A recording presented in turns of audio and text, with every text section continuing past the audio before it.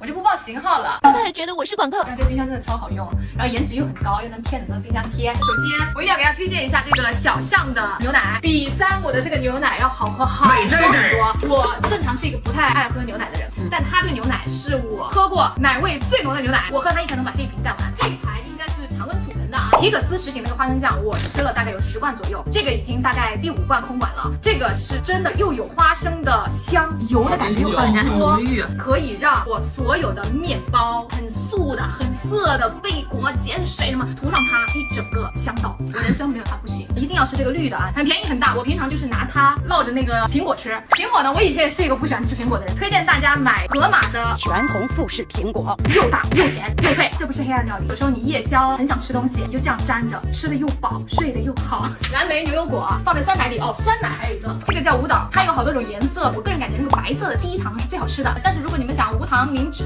那你就选择其他的。我个人感觉其实差不太多，因为我以前买过那种干椰酸奶，我的天，真的太难吃了。它这个就正好一餐的量。希腊酸奶跟普通的酸奶的区别，希腊酸奶就是把普通酸奶的那种糖分和水全部都榨掉，营养成分会更高一点。小丸子说好吃，我才买的，搭配一些水果呀，烘焙坚果都可以。然后烘焙坚果呢，我家有一大坨，下次给大家去推荐。然后下一个是盒马的五谷丰登，这个样子的。工作室有一个姐妹瘦了30，这怎么可能不进我的冰箱？就是这个啊！如果你跟我一样是一个便秘的人，我觉得蔬菜和水果是一定要吃的。有些人他天生不喜欢吃绿色的，但是绿色当中一定能挑到你喜欢吃的东西。我个人比较喜欢吃的是毛豆，还有秋葵、花菜和包菜，还有生菜。你挑你喜欢吃的东西，然后你去白灼它呀，来一个那种什么白灼汁啊，或者像这种油醋汁啊，蘸料交给一下就可以了啊。还有这个央央酱，嘎嘎同款，只要让它来一点牛肉，来一点泡菜，你给它浇上100块钱整。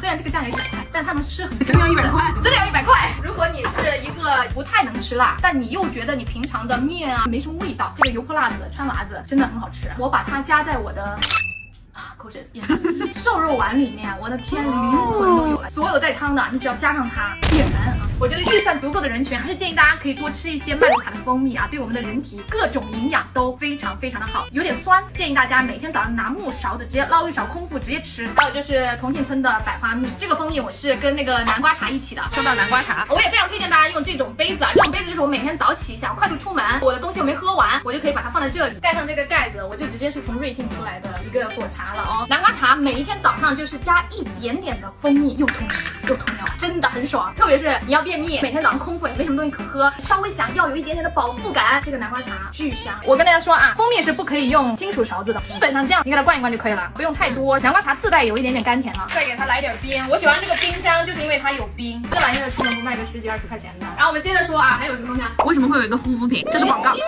不是广告，真不是广告。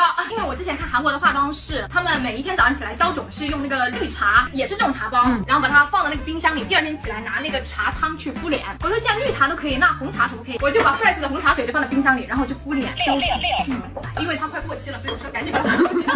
然后还有几个每天早上起来消肿这个冰水，我觉得这个最好用的，美的惠尔的这个冰锤。如果你哪一天起来这个眼睛啊，或者说是脸啊，去泡一按上去，感觉给你推进去了，比那个宋雨琦拿冰块直接敷脸还要爽。然后这2个呢就是敷眼睛的，有时候我觉得也太冰了。然后我再看看还有什么，它那个牛肉酱还没说呢，给牛肉酱一个坑位。这个牛肉酱热量太高了啊，热量太高，它遗憾离场。